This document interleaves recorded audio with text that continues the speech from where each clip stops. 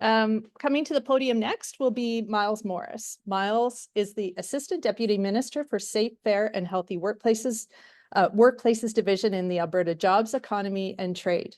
Responsible for occupational health and safety and employment standards, Myles leads the division in providing frontline program delivery to ensure Alberta's workplaces are safe, fair and healthy, and provide strategic direction and support to the branches. In 2022, Myles was appointed to the Council of Governors for the Canadian Centre for Occupational Health and Safety. Previously, Myles was the Assistant Deputy Minister for Labour and Employment Practices in the Government of Alberta's Public Service Commission. Myles has spent over 25 years in the APS after starting as an intern with the Department of Labour. So just give me 1 second, I'll bring Myles' presentation up.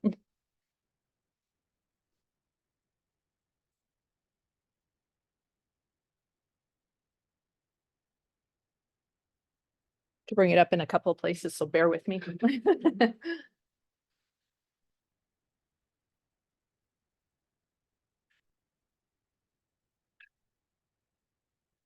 Awesome. You can just use the sideways arrow. Yep. All right. Thanks, Dana. Yep. Thank you. Well, thanks, Dana, for that introduction. And I actually had an opportunity to match the wardrobe for your leadership here. I'll tell you a little story. I drove down last night. Can everyone hear me okay? I know my voice doesn't carry very well, so just throw something at me if you can't hear me, and nothing sharp, please. So I drove down last night and I did bring my suit bag, but when I got to the hotel, I realized all of my other travel stuff was still sitting in my office back in Edmonton. So I had to do some quick shopping. Had I known that green was the thing for today, I could have done something there. Really happy to be here today and pleased to bring greetings on behalf of our Minister, the Honourable Matt Jones, Minister of Jobs, Economy and Trade. I think it's been a while since we've been out, or at least since an AGM's been out to one of your events, so I'm really happy to be here. I started in the role I'm in now just about 4 years ago, and for most of that time I wasn't able to get out that much, and probably understand why, because there wasn't many places to go out to. So I'm really happy to be out and connecting with groups such as yourselves. Before I get going, I'll just give you a little bit of background about jobs, economy, and trade. One thing is certain about government: things change very frequently. So I'll just give you a little bit of a sense of the lay of the land. Jobs, Economy and Trade was formed after the last provincial election. It brought together a number of areas, being what we affectionately call the labor programs, when you think of the Department of Labor, along with economic strategy and economic development, and of course our workforce development work in government. It also included the responsibility for international trade and investment attraction. Recently we changed again, although it didn't result in a change in our name. So our minister was given responsibility for the childcare file, based on his previous experience as minister with Children's Services.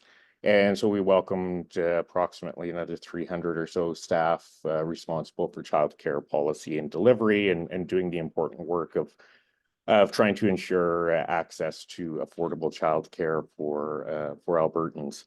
I know that might seem like an odd fit with the rest of the makeup of the department, and I get that. I think part of it is our minister's background on the file, and in addition, one of the things that helps to support full participation in the workforce for women is access to affordable and quality childcare. So there is a bit of a policy connection there as well. A bit of an agenda for today.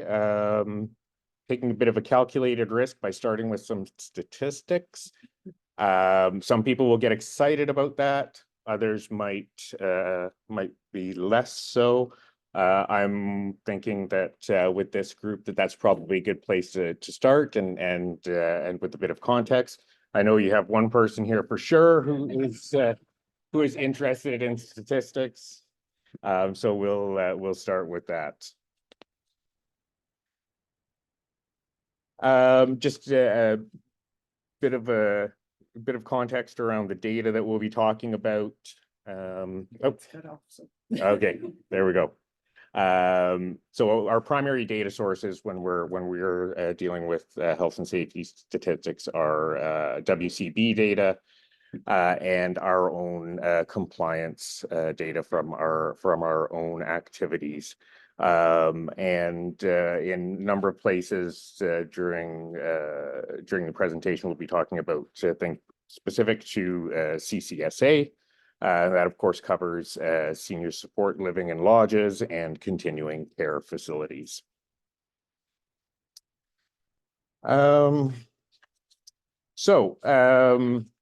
Start with disabling injury rate. From 2018 to 2022, which is the most recent full year of data that we have, disabling injury rates for the two industries covered by the CCSA were consistently above provincial averages. And you'll also see that there are a couple of spikes in the data there as well. I'll get into a bit of that in the next slide. Won't go into what makes up a disabling injury. I think that's fairly well known to everyone in this group. And oh, my slides were backwards. There we go. And then similarly on the lost time claim rate, higher than provincial average, and then again with those spikes in 2020 and 2022. So what are those spikes about? Those spikes are about COVID claims, and that's probably not a surprise to anyone in this room. I think when I think of sectors that were most impacted by COVID, we've got this group here as one of those sectors. And so in 2020, 47% of the disabling injury claims were COVID claims. That decreased to about 27% in 2021, and then increased again in 2022. And I think if we were to look at what was happening with the general population, that probably tracks the general pattern of COVID. The majority of the COVID-related disabling injury claims were also lost time claims, and that shouldn't be a surprise to anyone in this room as well, because I think for most of the occupations that are covered by your members, modified work was legally not possible, right, with the isolation requirements. So those automatically turned into lost time claims. Looking at fatalities in your sector, since from 2018 to 2022, there have been 5 occupational fatalities, and specifically that includes in continuing care facilities, 2 fatalities in 2020 and 21, and in senior supportive living and lodges, 1 fatality in 2021. Those fatalities are categorized by the year in which the death occurred, which is a little bit different than how WCB portrays the data, which is date of acceptance. So if you're thinking that the numbers might not jive with what you understand, that's why.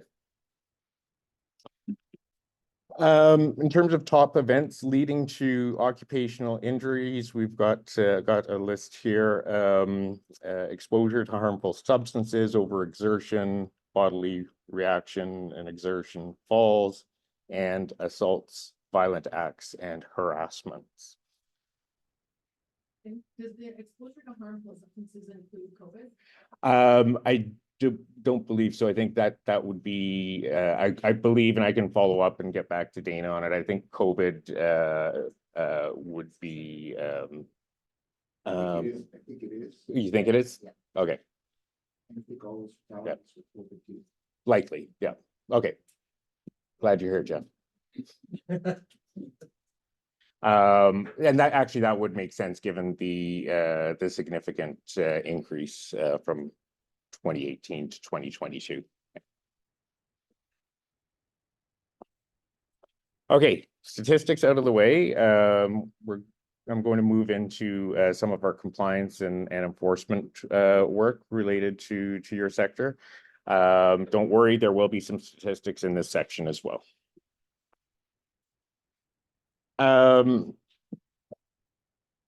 So what this graph represents is OHS's inspections and re-inspections in the two industries covered by your association.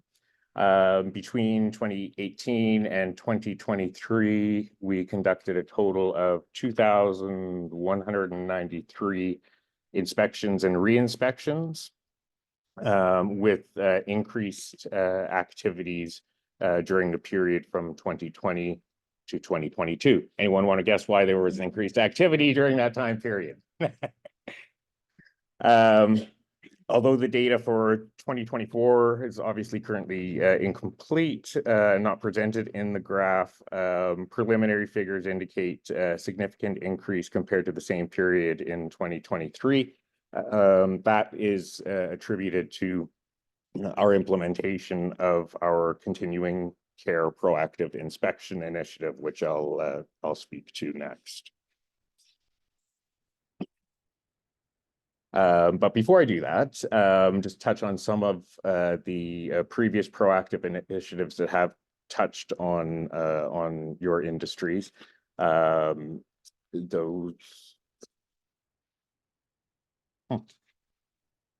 There we go. Those are care worker initiative, healthcare initiative, psychological health and safety initiative, and then another healthcare initiative.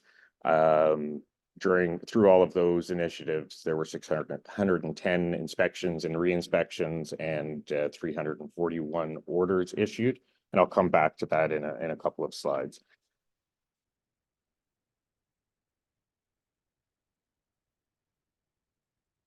For our current continuing care proactive initiative, we launched that in December 2023, and it'll run through, it's planned to run through December 2024. We're focusing on three WCB industry codes: home support, senior supportive living, and continuing care facilities. Part of the goal of the program is to address some of the unique challenges in your industries, particularly due to perceptions around ingrained cultural norms of caregivers putting the health and safety of those they serve before their own, and also to address some other priorities within the system.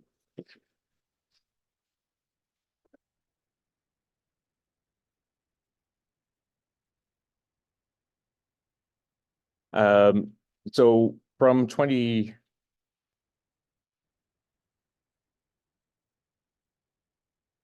my slides are out of order again.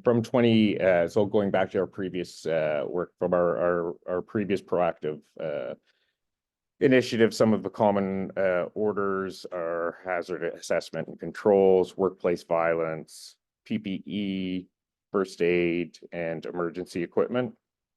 Those, I don't think any of those are surprising, and some of them are fairly common across any type of inspection that we do. Obviously, some are of particular importance to your industries. Violence, for example, PPE being of particular importance. For the current proactive initiative around continuing care, the priorities were developed in consideration given to the previous pressures on your industries from COVID-19, minimum health and safety standards to support health and safety, the promotion of the internal responsibility system, and the relatively higher incidence of musculoskeletal injuries, violence and harassment. And finally, the recognition that the process of incorporating the legislative changes that have come out in the last few years into policies and procedures can take time, and the associated effort to do so by employers needs to be sustained. The priorities for the proactive program are to monitor compliance with OHS legislation, assessing the functionality of employer health and safety programs and joint worksite health and safety committees, improving worksite parties' understanding of their rights and obligations under OHS legislation, focusing on exposure to harmful substances, musculoskeletal injuries, harassment and violence, slips, trips and falls, respiratory PPE and other sector hazards. Educating the industry on OHS code changes related to their industry, and I think that's it. Yeah. So far, and recognizing that this just launched in December of 2023, we've conducted 116 inspections and re-inspections with 44 orders issued, and that is a order to inspection ratio of 0.4. So that in itself is a good thing. 0.4. Anytime you're lower than 1, that's a good thing in our books. That's one of the internal metrics that we look at. And also, while it's not an apples to apples comparison, I'd mentioned the number of inspections and orders in some of our previous proactive initiatives that touched on your industries. And through all of that work, the order to inspection ratio was 0.56. So, from an orders perspective, I think that's a good news story that we're not seeing as many things that require correction at the work sites.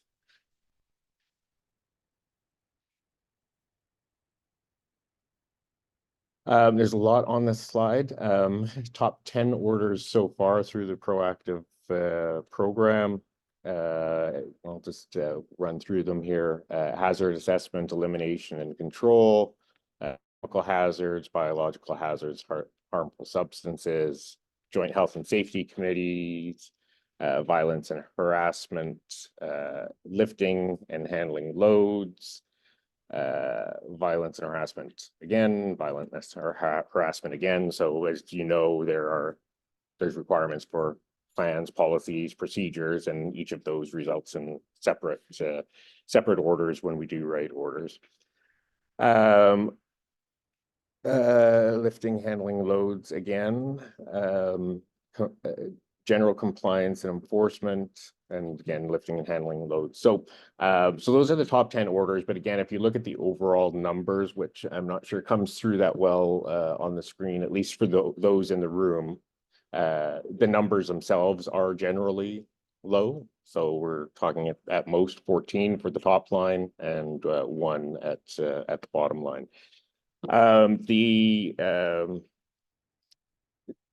These orders, looking at other industries, other sectors, many of them are in line with what we see on just about any work site when we do an inspection.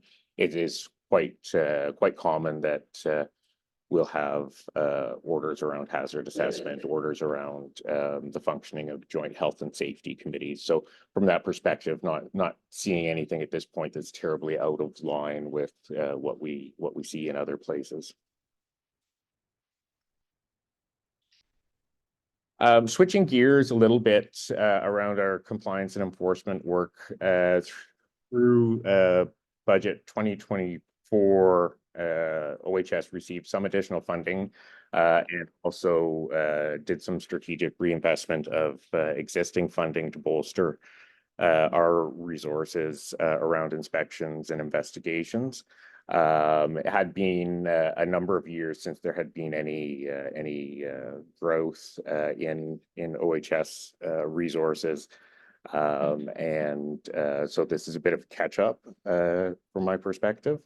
But what that looks like is our number of officers doing inspections be increasing from 112 to 129, investigators going from 32 to 38, and also setting up dedicated staff to handle disciplinary action complaints, because one of the things that we've seen is that those types of complaints require a very different skill set than what we normally look for in our officers.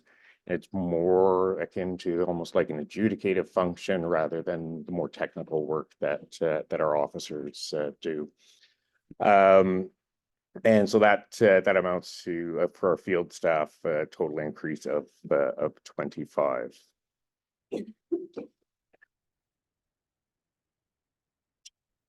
All right, moving along to prevention. And starting with surveillance. So our surveillance work is about the ongoing and systematic analysis and interpretation of data to identify actions that can be taken to protect health and safety. Our surveillance program disseminates information to external stakeholders as well as our internal decision makers. Examples of the types of data products that this program produces externally includes the annual injury, illness, and fatality reports, potentially serious incident industry sector reports, and Health and Safety Association members specific PSI reports. Through information sharing agreements, we also share data to further surveillance and research in Alberta. I won't spend too much time on this slide other than it says what a potentially serious incident is, and I think with this audience we have a pretty good understanding of that. But I did want to highlight that we now have online PSI surveillance reports available for employers. To further support employers, OHS enhanced the incident reporting service to allow employers to view and print their own statistical reports that show their own PSI data. One of our goals is to make it easier for employers to grow their ability to examine their own reporting data and grow their capacity for analyzing trends and emerging issues internally. And so that service was added in March of 2023. And with this service, employers can access 21 statistical reports based on PSIs submitted from their online account. This includes charts featuring details on the type and source of each incident, injured persons, and corrective actions taken. These reports can also help each employer gain insight into their health and safety performance in various ways, such as by highlighting trends over time and identifying common types of incidents. It also allows employers to do their own OHS surveillance. Access to those reports can be found by clicking on the arrow beside the username on the top right of the screen. And the user will see PSI reports. So as I mentioned, we use potentially serious incidents as a way of trying to identify trends and emerging issues that might require attention. There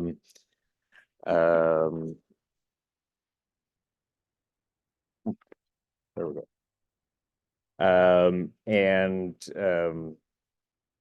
Since April of 2022, we've identified over 2,200 potential trends, and of those, 259 have been flagged for further review, so about 12% of them.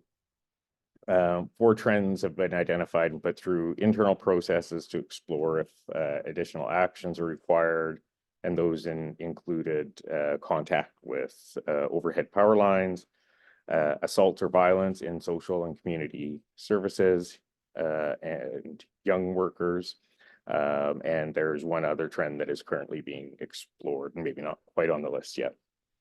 So it's kind of like putting these on a watch list. Again, they're potentially serious incidents. They're not, one of the values of PSIs is it gives us a little bit of insight on issues that we can address now before they become bigger. And these are incidents that don't have a clear association, but may, if similar situations keep occurring. So these are some of the emerging issues explored through this process. When a trend is validated, it goes through an internal emerging issue process. It's also for our own internal OHS staff to identify where they believe an emerging issue could be coming from. So we bring in some of that perspective from our field staff into the process. We collect more information on each issue being reported, and so that includes literature and media reviews, jurisdictional scans, data from a variety of sources, including WCB, AHS, and our own compliance data. We explore the evidence and develop a plan of action. As some of the issues being explored that are potentially of interest to your group include compassion fatigue, moral injury, and resiliency in healthcare workers, COVID-19, obviously, and workplace violence, particularly around clients to co-workers or to workers, actually. Some of the actions that might result from this work include doing some focused inspections, looking at potential policy changes or new policy, developing resources, further surveillance, and of course, stakeholder engagement.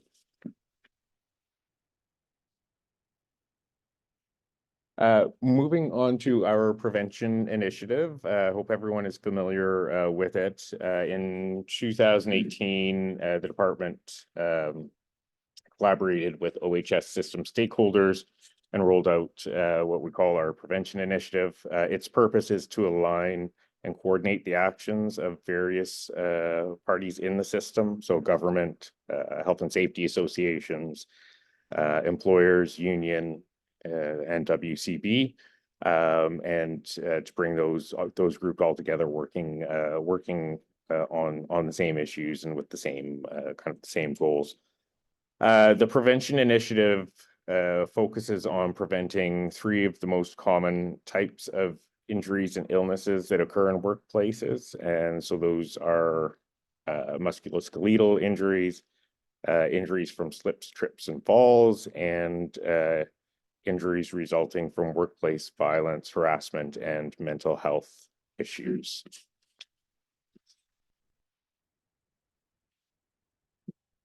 We also, through the prevention initiative, prioritize workforce types. So we have the priority issues, and then priority workforce types. And those are focused on those workforces or workplaces that are known to be at higher risk of injury or illness. So currently that includes small or smaller businesses, those that have less than 20 workers, and workers with vulnerabilities. So that can include young workers, older workers, temporary foreign workers, and new Canadians, Indigenous workers, workers with short tenure of work, and workers who have multiple jobs. And I would hazard a guess that at least some of those groups are represented in the workplaces covered by CCSA.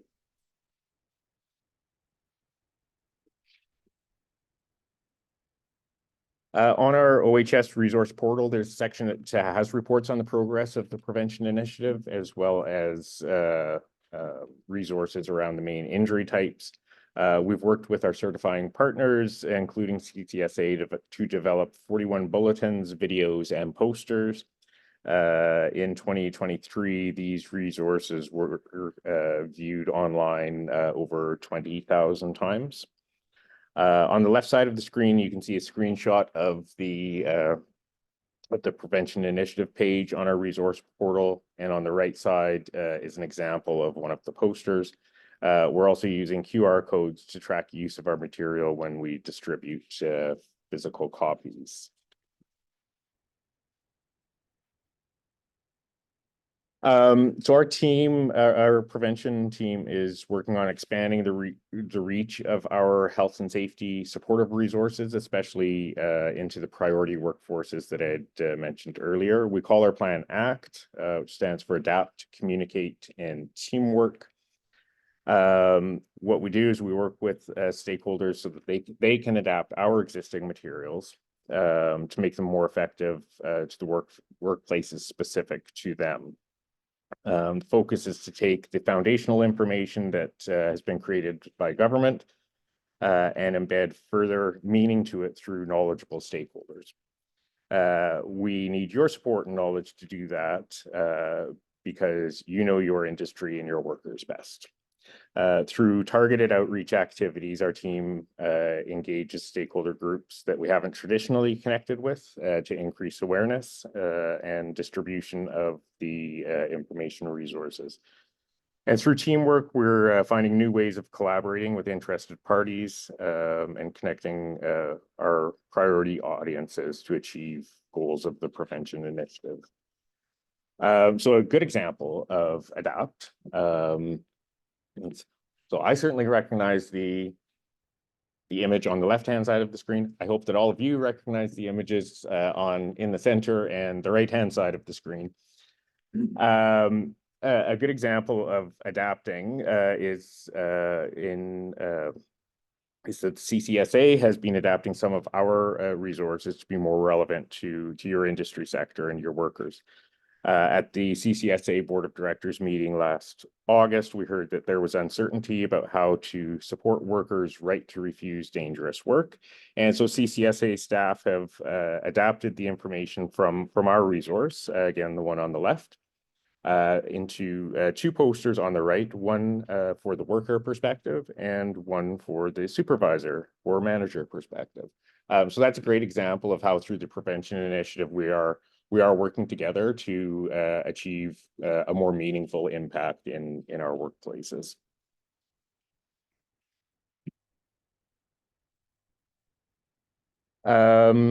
Just a plug here for our OHS resource portal, where you can find best practices and toolkits, bulletins and fact sheets, posters, postcards and infographics, and webinars and e-learning programs.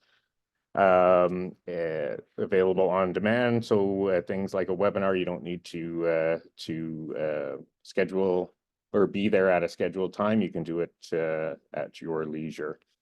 One of the things that I'm excited about is that given the the changing and diverse makeup of Alberta's workforce, that we have we've invested in translating many of our foundational OHS resources into other languages. It started with French and then Ukrainian to support Ukrainian evacuees coming to Alberta, and then very quickly expanded to include Arabic, Chinese, Punjabi, and Spanish being some of the more commonly spoken languages in Alberta. Again, another plug for one of our products, the online, what we call OHS searchable legislation. It's a fancy way of saying, or maybe not so fancy, but it's a way of saying that you don't need to carry around the thick blue binder with you. I don't carry it around anymore. I know if I'm going into a meeting where I need to know some specific things about what's in our legislation, I just go to the online tool, create my custom package of what I need to know, and it's a lot easier than taking that coil bound binder with me. We are working on upgrading the tool for increased functionality,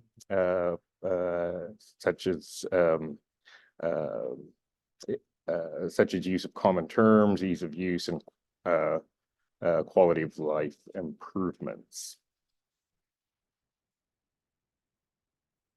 All right. Certificate of recognition, I'll spend a little bit of time on. So here you'll see a representation of the number of certificate of recognition holders since 2010. See kind of the trend such that it is growing, the number growing up until about 2016, and then dropping off after that. Although the kind of the historical average is around the 10,000 mark, which is pretty close to where we are at today. Here we have the number of certificate of recognitions by certifying partner. You'll see Continuing Care Safety Association in yellow, 125, representing about 1.3% of total COR and C-Corps holders.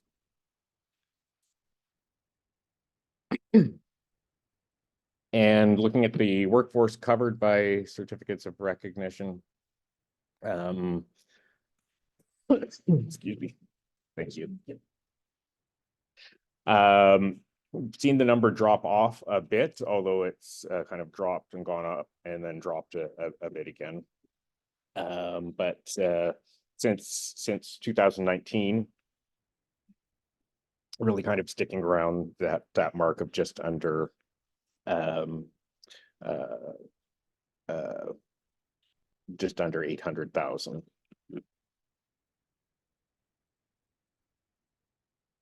But core holders do perform better than non-core holders when measured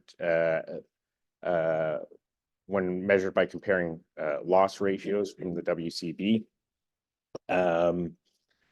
Loss ratios have consistently been significantly lower among core holders, and that's a good thing, of course. And that's why core holders receive refunds, because their performance is better. And you can see the bottom part of this slide, the partnerships and injury reduction refunds issued to your members since 2018. And with the exception of 2021, kind of a really nice trend happening there. I mean, that's real results. And as much as this slide is about dollars, those dollar figures are there because of the performance of COR holders.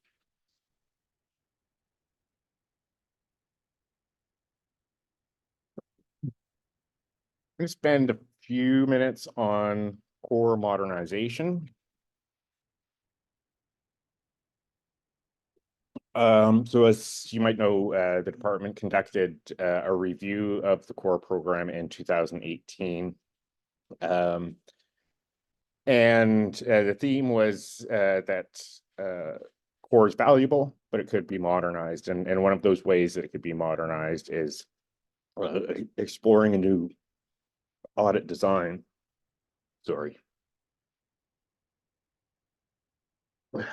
New audit design called a complexity-based and scalable audit instrument, which I'll speak to here. What the CBSA is about is retaining the proven features of the core audits, including the audit instrument and guidelines for each question, continuing to require the use of 3 audit validation techniques, retaining the interview and sampling tables, and an audit scoring system. Ensuring the the CBSA is accessible to internal and peer auditors, and adopting the plan, do, check, and act cycle used in ISO 45001 are part of building onto what we do and moving towards the complexity-based and scalable audit. Won't spend any time on this slide because I think plan, do, check, and act is fairly self-explanatory. But in terms of complexity and scalability for this approach, complexity is we're looking at 5 factors: number of workers, number of work sites, number of industry codes, industry risk based on claims and costs, and the operating environment, which is about the degree of employer control at the work site. And scalability is about varying the number and content of audit questions, different interview and site sampling requirements, and different validation techniques based on the complexity. The proposed timeline for this work, we're currently looking to develop a prototype by September 2024, and have that discussion with certifying partners at that time whether the prototype is ready to move forward. Then from October 24 to December 25, moving through decision processes and including certifying partners to engage their members around the prototype, and looking to pilot the prototype and evaluate the results, ultimately leading to a decision on whether certifying partners wish to adopt the approach, and then potential implementation coming in January 2026. All right, we're in the home stretch here, and that's good because I'm really trying. Last, I wanted to touch on our work on the OHS code. As you know, there were a number of changes last year. A number of those were simplifying and addressing, redundancies or repetition in the code. Some of it was a little bit of catch up, to be frank, given that the code hadn't been substantively updated in quite some time.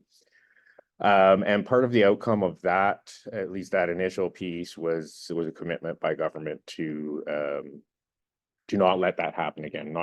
And what I mean by that is to not let the need for changes just pile up and pile up. And so we're fully committed to an ongoing code review process based around 3-year plans. And the idea is that we don't fall behind, and we're keeping that engagement with the community alive, so that we're making sure that our requirements are reflecting the realities that all of you are seeing.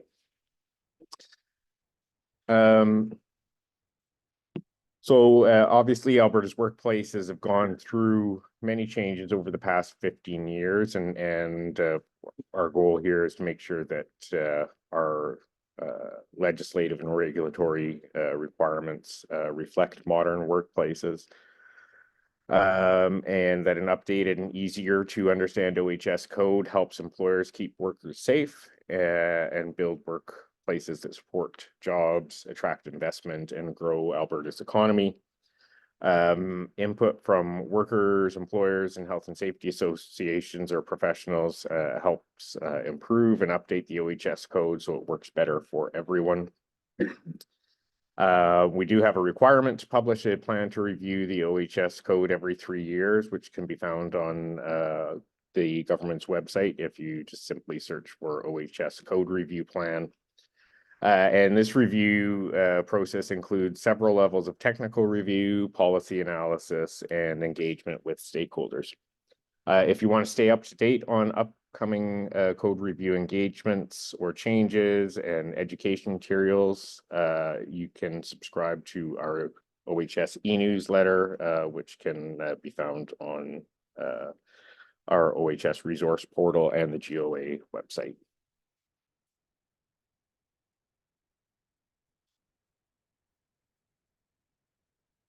Some of the drivers for the OHS code review are to improve health and safety outcomes, but while at the same time reducing administrative burden, simplifying requirements and language, removing duplication, and improving clarity. Evaluate whether outcomes can be improved through the use of performance-based requirements rather than more prescriptive requirements. Updating technical provisions to reflect current best practices, resolving kind of administrative or legal errors that place barriers on full implementation, and align our requirements with other provinces where possible to support internal trade within Canada. This year, the review includes parts dealing with violence and harassment, explosives, and oil and gas wells. An online public engagement launched in February and I believe closed on April 2nd, 2024. Yes. And analysis of that input is presently underway. Of the parts reviewed, explosives and oil and gas wells are obviously industry-specific requirements. Part 27, violence and harassment, is something that cuts across all sectors.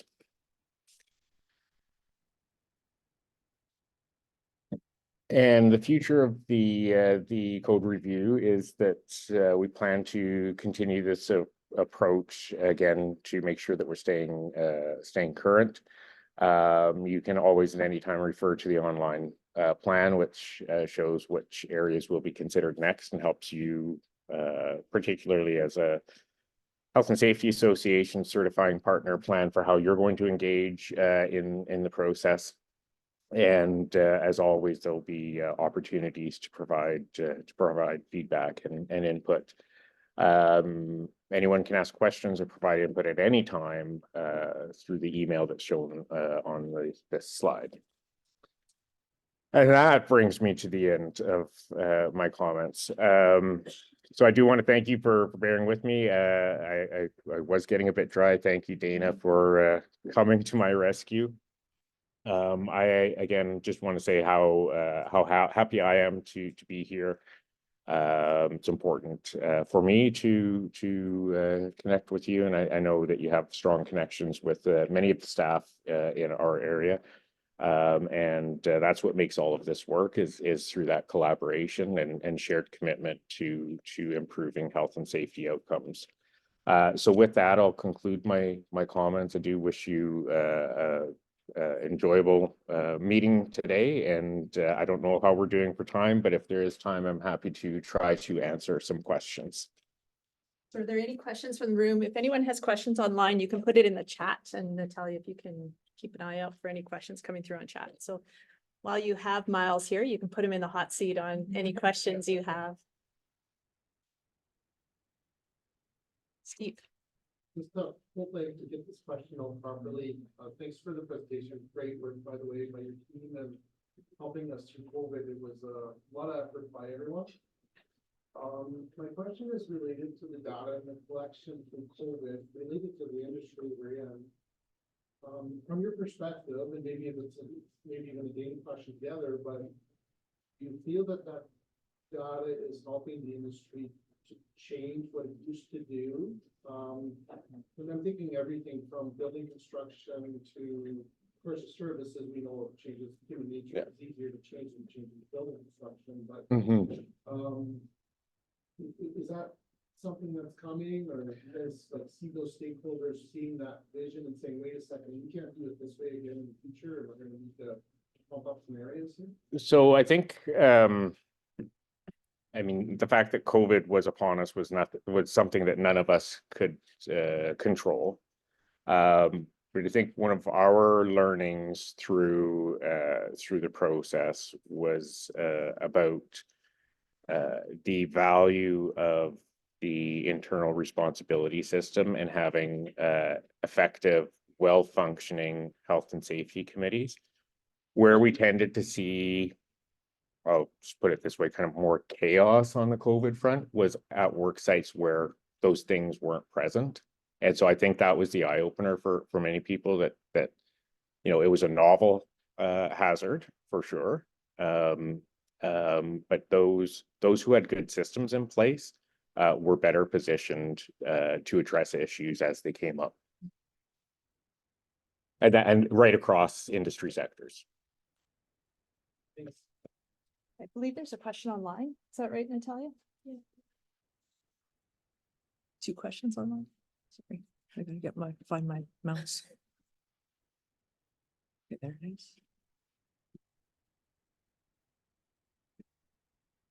Oh, There you go. finally, yay.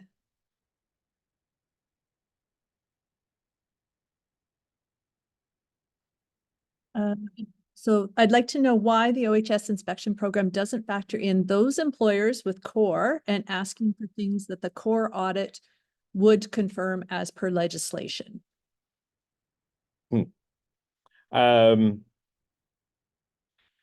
Yeah, so thanks for that question. I'll take that away and talk to our folks about that. I think so our inspections are kind of point in time. They're based on observations our officer has at the time of inspection. Recognize that there may be some duplication between the core audit and things that we would be asking. I know things around general requirements like hazard assessments and whatnot. There may be some overlap there, but I think how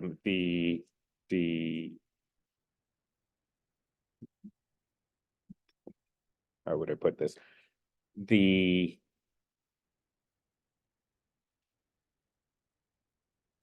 approach that our officers take is again, it's based on observations at that time and not what might have been addressed at an audit 3 months ago, 6 months ago, etc.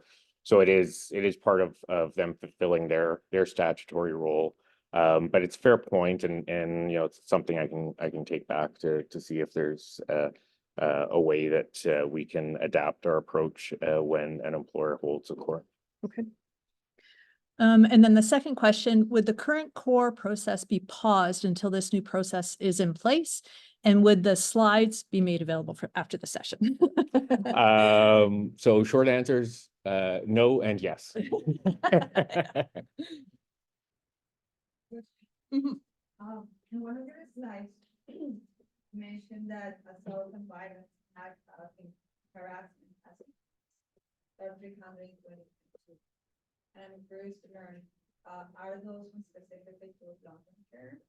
And if so, have you seen an increase in them year-over-year? So I think the trend on violence and harassment and kind of psychological injuries generally, it's like kind of across the board, not specific to a particular industry. The trend has been like this since those features were brought into our legislation and kind of the adoption of you know things like presumptive coverage for some workers in the WCB system. I think it's a general trend. Keep that question, parking lot that question, because in the educational section next by the CCSA team, we're going to talk about some of the violence that we're seeing in senior supported living lodges and the continuing care sector as a whole. Okay. Yep. Any other questions in the room? Or online? Not seeing any other questions. So thanks, Myles. Really appreciate you being here today.